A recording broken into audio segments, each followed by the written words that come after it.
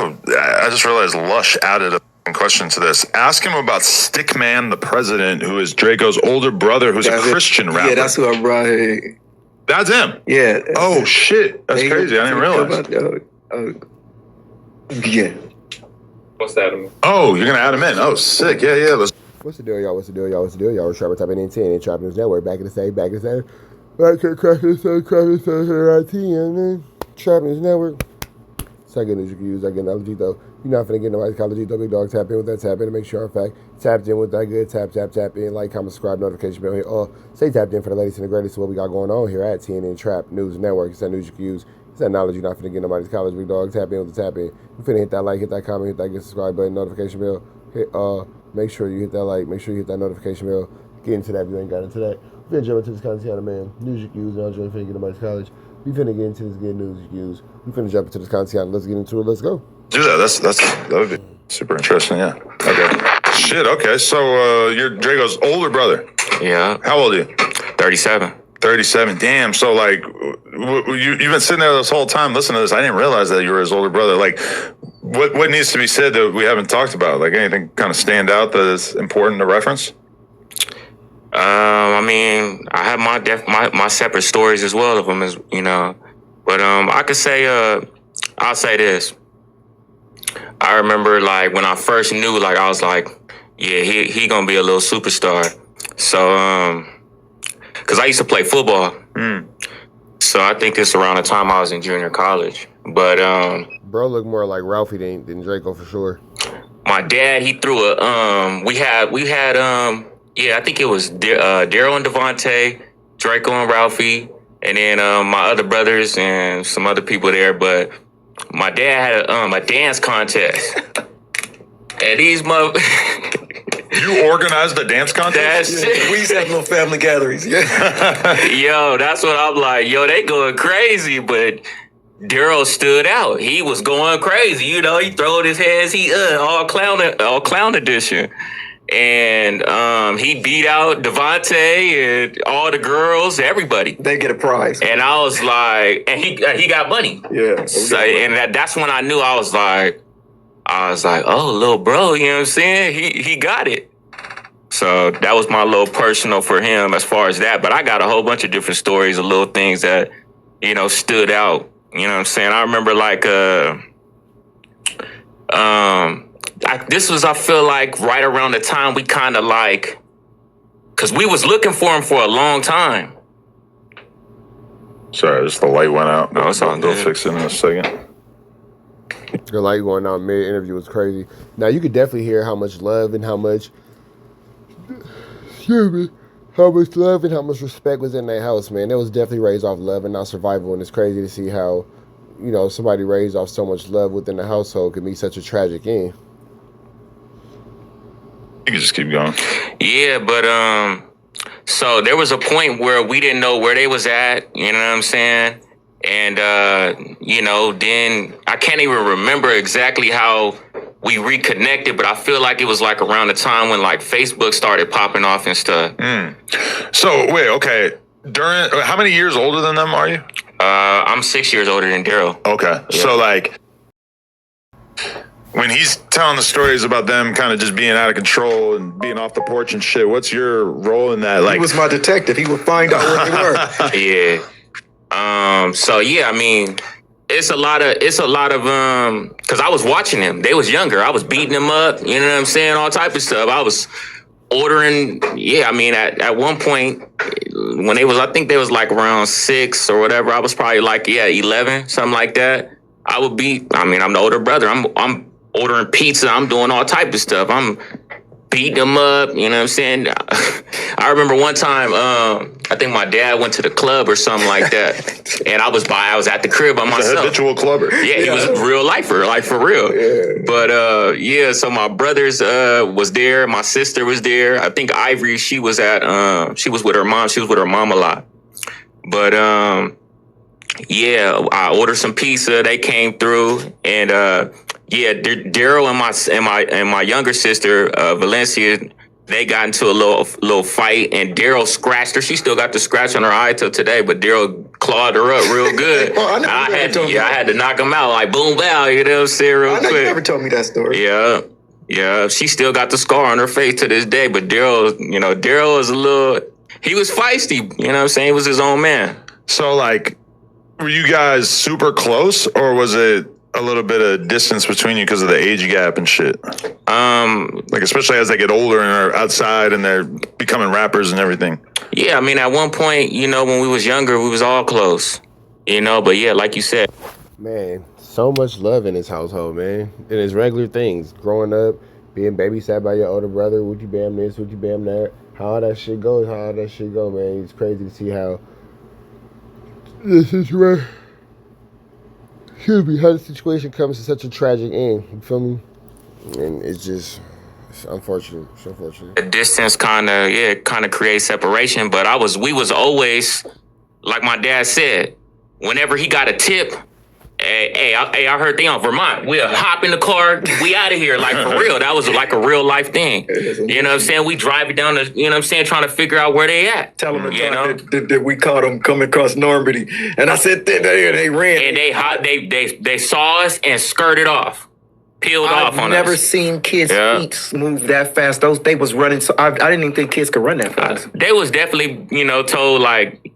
They was told, like, if you see your dad, you know what I'm saying, get up out of there. You know what I'm saying? That's what it was, for sure. Definitely. So by the time they really start popping off as rappers, though, were you close with them at that time, or like being around during that era? I was trying my hardest. I had my own stuff going on. I was in sports. So, like, when I would come home from college or whatever, you know what I'm saying, I try to tap. Again, so they come from a family of education. This man talking about how he went to college. Obviously, they weren't in a household where nobody gave a damn about them. You feel me? Obviously, they're not in a situation where nobody gave a damn about them, where nobody, was just letting these dudes do whatever when it came to no actual real solution or no real actual 1-2 step like Sierra that allowed them to be progressive and be the best that they could be. It's a lot of respect in the household. It's a lot of morals in the household. It's a whole lot of love in the household. I'm not really sure where it came to the point where so much violence took the forefront when it was guided by so much seemingly good parenting. Or whatever. When they was in jail, because it was a tough little spot where I was in college. I'd come back home, and then they in jail. So I would try my hardest to try to get, go to one of their court dates or whatever. Like Daryl, I went to his last court date right before the day he got out. You know what I'm saying? A lot of people don't know that. But yeah, I would try to show up. I put money on. Ralph. They was thinking every time he would go to court, they would think he was Ralph. Yeah, they was on me. They was like, wait, yeah, they kept staring at me like right now. Right. Yeah, they kept staring at me. They was on me. Yeah, they made me get my ID, all of that. Right. Yeah. But why do you think there was that distance? Did they see you as being closer with your dad, so to them it was kind of they didn't feel that closeness to you? Nah, was there like mom side and dad side in the family kind of? No, we had our own relationship too. Like, I mean, it just kind of like jail kind of like separates you. Like, they was in their own mentality. They had their own shit going on. But I mean, at one point I would go pick up, Daryl. I would try to take Daryl and Devontae, but I'll pick up Daryl and go drop him off in my sister's house. And I got another story where I'm just driving. We randomly driving. And I'm taking them to my sister's house to kind of like spend some time with them. We try to rekindle and try to be an older brother. So we just driving in and randomly I can't remember. I think he rolled down the window and he looked at me and was like, "Man, I'm about to get a Maserati." I'm like, he's like 13 or 14, something like that. I'm like, I was like, man, you gotta start. You gotta. I'm going for the Maserati, and again, that just shows Draco dreamed big. He went into the situation looking at things for more than what they were, looking at things for more than what they seen of the reality being put in front of him, and he was able to see things on a bigger light, on a more grander scale, for sure. Started so weird, you know what I'm saying? But he was like, nah, I'm gonna get a Maserati, I don't care. I was like, this dude funny, man. But he always had high ambition. I gotta respect him for it, man. But yeah, like, we had those little times where we was trying to build a relationship, but I think jail kind of like kept, and then he was in a hole where he couldn't talk to nobody at one point in time. And I think, I think both of my brothers, I think anytime you go to jail and you get out, it's just like, who was there for me, or, So I think, I can't be mad at nobody for feeling a certain type of way, but I always try to, have timestamps of trying to show up. I have something to say on that. Mm-hmm. So, at some point, we have to stop with that playing victim, because that's the card right there. Wasn't nobody around when I was in jail, but when you trapping and you doing all your stuff, you spending the money, you ain't around nobody. So let's just keep it 100. But Let's call it straight. Yeah. When you outside, you doing all these things, you living this life, you ain't around nobody. That's for sure. That's for sure. So when you in jail, it's gonna be the same people there with you while you was trapping. It's gonna be the same people there with you while you locked up, and sometimes even those people won't be there for you. at the end of the day, don't use that playing victim card to separate yourself from your family. It doesn't matter. You made it. You're good now. The money is only as good as, at the end of the day, the people you help with it. Because once you get, people that don't realize that is the people who ain't never had anything. Would you say that's fair, Adam? People that are rich, they know that this is not really true happiness. It's not real true happiness. Well, money doesn't equal happiness. Money is a tool to acquire happiness. Okay, so now you got a bunch of things. You just sit around all day and look at them, and you're pointing to the thing. Oh no, that's not making me happy. That's not it. But you kind of have to get to that point of having all your material needs satisfied, and then some, for you to sort of realize oh, this is not, because most people will spend their whole life trying to get rich, and they never will. But meanwhile, the pursuit of it will occupy 99% of their brain. So it's they never really get to see what that's like. At a certain point, getting money as a person who doesn't really have a lot of material desires, I just kind of realized oh, I'm so glad that I got enough money to realize that past a certain point, it's not really making you much happier. But them at that point, they're still building to that level of comfortability, and they're living unbelievably expensive lifestyles. Let's be totally real. If you're drinking lean and moving around buying $800 shoes all day, you need a lot of money to feel you got money at that point. So if you were in your house right now, Adam, what would be in your house that you would pick and say? No, that's real. Because when you live in, like you said, they got these drug habits, number one. Big drug habits, number one. And then number two, you got lifestyle habits to make sure that you look good while you're enjoying your drugs. That could be a lot. That's it. That's what makes me happy. What would it be? Nothing. See? I got a kid and a girl, and that's that's my point. When we thought for 5 minutes that the fires might be approaching our house, and I kind of thought what do I have that I need? It was there's nothing. I don't give a about any of that shit. That's the only thing that I would say that's in my house that I would say that's it is my drum set. That's it. Actually, I would take my laptop. Yeah, okay, so he left. Just being all able this to expensive answer stuff, and emails it's just a laptop and a pair of drumsticks. Definitely gotta take a laptop for sure. Yeah. As long as I got access to the internet, I'll be all right. To be totally honest. All right, that's fair.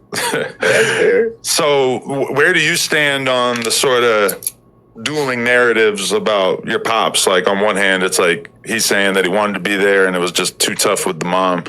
And then Ralphie clearly kind of feels not enough effort was put forth. I think that's the reason why we're here, is to kind of close that gap and kind of give everybody information. I think, when you growing up and you a kid, man, you trying to, that's all you know is what you know. You know what I'm saying? But everybody got a story, and, for it to be put out there, that I feel like that's going to, I think that could lead to bringing everybody together, in my opinion. But I think, there's a lot of, I was there. You know what I'm saying? And you're a bit older observing it, 6 years older watching how this is playing out. I was there when they would be arguing, I was there when a lot of that was going on. I was there, you know what I'm saying? We really lived in the hood. You know what I'm saying? We go outside, it's niggas outside hitting weights like some real West Coast, you know what I'm saying, baby boy type shit. Nah, that's real talk too. Now that's West Coast culture like a motherfucker. You feel me? My mom got the weights in her backyard right now. They all rusty, but my mom got the iron in her backyard right now, man. If you ain't no real West Coast ninja, if you ain't never programmed in the backyard and hit the iron, the iron. You feel me? Yeah, it was the set. So everybody, my house is where all the homies was out there. I had the weights out there. Everybody would sit out there all day long lifting weights, and they all hung out at my house. My house was that's the spot. Yeah, we was really in the hood, and I really knew Darlene I've been knowing Darlene for a long time, so I've seen a lot of the good and the bad, and yeah, I think it's just information that just needs to get out there so that honestly, it ain't nothing but a discussion. It ain't nothing but, you know what I'm saying? At the end of the day, that's our bloodline. So when my brother passed away on some real shit, I felt my blood leaving. So, you know what I'm saying? I'm not just here to just be here like, you know what I'm saying? It's really to bring the family closer, honestly. Because you ain't nothing without your family. Your blood gonna be with you there. You know what I'm saying? You need your blood. You know what I'm saying? It's cool to have friends and all of these different people, but yeah, but it ain't nothing that's gonna ever hit the same as having your actual blood family, your actual tangible family, the family that God gave you. And then, the family that God gave you one day be replaced by the family that you are making and that you want to give to God. You feel me? So that's kind of how the steps of a man work. Kind of just, man, it's a really unfortunate situation, man. God bless to that family for sure. At the end of the day, nothing but you ain't nothing without your family. Your blood gonna be with you there. You know what I'm saying? You need your blood. You know what I'm saying? It's cool to have friends and all of these different people, but at the end of the day, you know what I'm saying? Like, I feel like all of that is like, could just wither away like a storm. You need people that's your bloodline, because your bloodline is your kingdom. You know what I'm saying? So you got to keep the kingdom together. So all the other shit is minute. Well, niggas got to stick together. You know what I'm saying? So, yeah. And I'm carrying on the legacy. I'm rapping. I make books. I write books. I make clothes. Shit, this shit ain't over. You resent the... and that's a beautiful way to go about the situation, because all you can do is move about the situation, holding on to resentment and holding on to what he did, what she did, what they did. That's not going to help you, with the situation moving forward. The only way to help the situation moving forward is to move forward. Christian rapper label? Yeah, that's out. That's a lush. But I mean, you know what I'm saying? I respect it, and you know what I'm saying? Like my dad said, the first person that introduced me to God was my grandma, his mother. So at the end of the day, shit, you know what I'm saying? We all need a little bit of something to believe in, whether you care or not. You know what I'm saying? I'm going to go out. And that's real. We all need something to believe in, whether you care or not is irrelevant. We all need something. Believe in what I'm going to believe. You go out believing what you going to believe. At the end of the day, there ain't no losses. You know what I'm saying? 'Cause that's how I feel. Did you ever talk to Drakeo about God? Nah. When I talk to him, he probably like in jail, and I'm like, hey, nigga, keep your head up. You know what I'm saying? Keep your head up. You know what I'm saying? That was like, I feel like one of the last time I talked. I feel like that was like 2018 or something like that. Everything 420 really is. Man, blessings and love to that family, man. Blessings and love to that family. And as a father, again, you could just hear how much love he got in his heart for his son, brothers, and, it sounded like this man did everything he could, but opportunities is working against him as far as the mom and all that.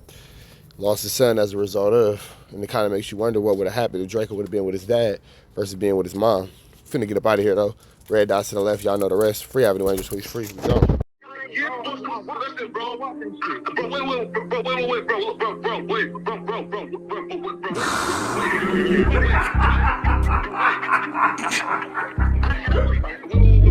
Wait. 60 bands on my name. How many shots to the center of a freak, nigga? 3 in his ass, lick his stomach, smell his pink, nigga. They throwing shots, time to see if them pussy niggas could take it. The nigga whack is a snitch and the jolly niggas are rapists. See, Lush was on to something, tried to act like it was nothing. Said you ain't know that freaky ass taker you was frontin'. Munchie ain't fucking with you and Spider-Loc ain't gon' save you. If you want it, you gon' take it. Stop the freaky ass behaviors. Let's get straight to the point, see we ain't gotta wait for later. Nigga with your last name kidnapped that girl before he raped her. Said the moms of gang members don't deserve no piece of prayers. When General butt naked, the kid Tesher is your savior. You ain't gotta stall me out, cause I ain't asking for no favors. Get it cracking right now, we ain't gotta wait for later. Walked into your own building, heard my voice and then you ducked away. Was humble like a bitch, cause you a hoe, stay in your fucking place. That nigga whack and slut and pathetic, Flacco's a fucking lame. Whack ain't come outside because he hiding from his fucking gang. Talking like you tough when niggas spitting in your fucking face. T-Row didn't quit, we wouldn't even know your fucking name. Whack in front of Adam, but Adam is how he do you. See, Flacco lied on me and then Whack told me to sue you. Treated Whack like a bitch, you should've seen it, it was beautiful. Now every single week that nigga jolly on my pupil. Is it Fred or is it Frederick? Is it Dave or is it David? All thighs on me. Flock of belly, now you famous. Type of creep nigga is you. How are you and Dave related? Nigga, no means no. You should've told him not to take it. I'm really in the field, you niggas stuck inside the matrix. From BET to the Knicks, down in Compton where your face is. That nigga real jolly got some freaky ass cases. Tryna fake fight Lush cause Adam wanted you to face. You wanna be like academics, making videos like point and shoot. You and Dave the same ass lane, we know the fucking truth. Brick ain't say this shit is a play, cause he don't fuck with you. He not gon' get involved when them real shooters come for you. If you grew up in the land, them thirsties, they would've humbled you. Grew up with them lions, I promise they would've hunted you. I get disrespectful, the next time I'ma punish you. You dirty fat bitch, I swear to God I see the bum in you. Niggas say they shooters till it's time to bring them guns out. Loose can't read and Whack lost his wife to Clubhouse. Treat Whack like a bitch, mark him out before he snitch again. Flacco, when I see you, I'ma show you the type of bitch you is. Niggas say they see me, they pullin' blick out. I promise that this Glock can make you sit down. Drum with a cooler, one for you, one for your brother. Wrap the string around the mop, sound like your dumb ass when you stutter. Swear to God, nigga.